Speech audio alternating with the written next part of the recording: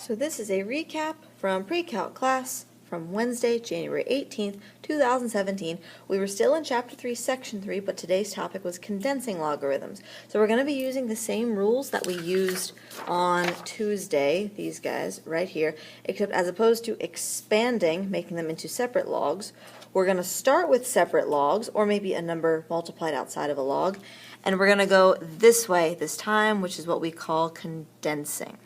So let's try some of those.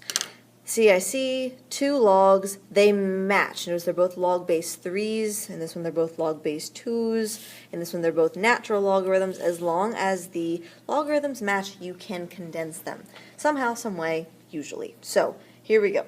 I see a subtraction problem, so I'm thinking I'm going to have a division problem somewhere in my final answer. The end goal is to write one single logarithm with stuff inside of it. So, before I deal with this subtraction of the logarithms, I see a coefficient of 4, a coefficient of 1/3. I know that coefficients out front lead to exponents inside. That's from this rule right here. Coefficients outside lead to exponents inside. So this is really log base 3 of x to the 4th minus log base 3 of the quantity x plus 6 to the 1/3 power. Now I can rewrite that. I know 1/3 power is really the cube root of all of that stuff, x plus 6. Now I can deal with the fact that this is a subtraction problem, and one of my properties says if I see a subtraction of logarithms, I can rewrite it as the division problem within a single logarithm. So this is going to end up as log base 3 of x to the 4th over the cube root of x plus 6. And that's all the farther I can take it. So there is your final answer. My next example, I'm going to do the same thing. I always look for my coefficients first, like every single time. I see them here. So this 5 is going to go up top. This 3 is going to go up top. So I have log 2 of the quantity x plus 1 to the -5th power plus log 2 of the quantity 6x to the 3rd power.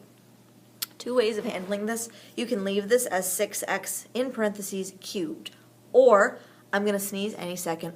Sorry if that happens on camera. 6x quantity cubed, or you can actually multiply it out. So I'm going to take a second to do that.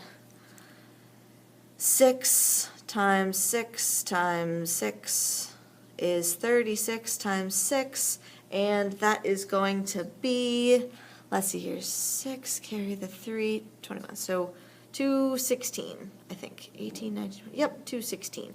X cubed. So let's rewrite this. We have log base 2 of x plus 1 to the -5th power plus log of 216 x cubed. There we go. All of that's inside of your log base 2.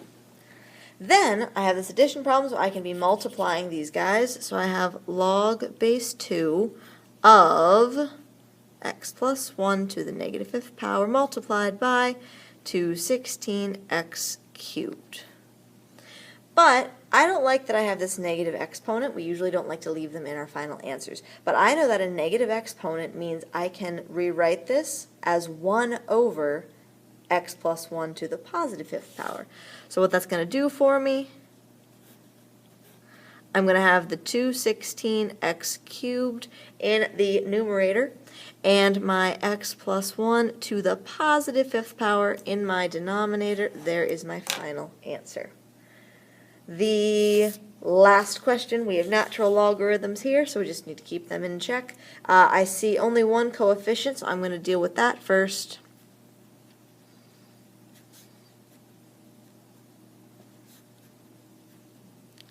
Now, interesting thing here, there are 3 pieces, and I see they are all subtracting. So one way we could handle this is saying, well, let's handle these 2 first, then we'll deal with him.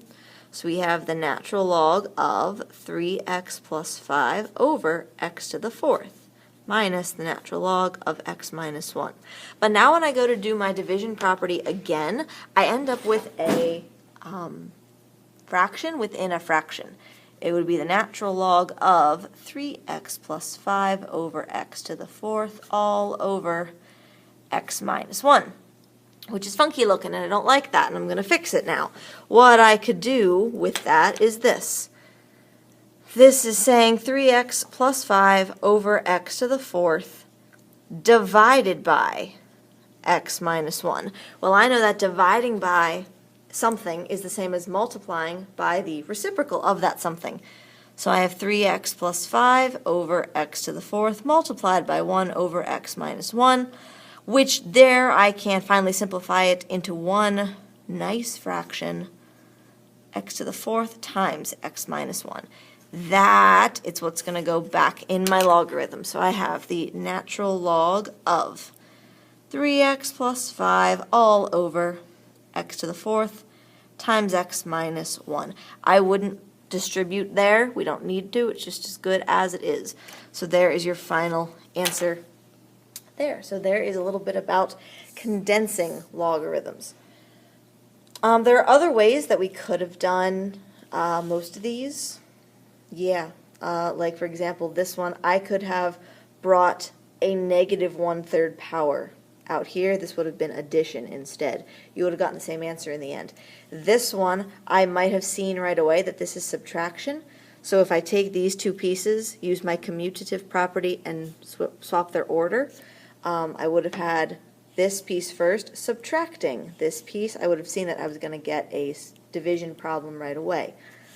With this one, what I could have done with these two pieces, I could have factored out a negative 1, which might have left me with natural log 3x plus 5 minus 1 times natural log of x to the fourth plus natural log of x minus 1.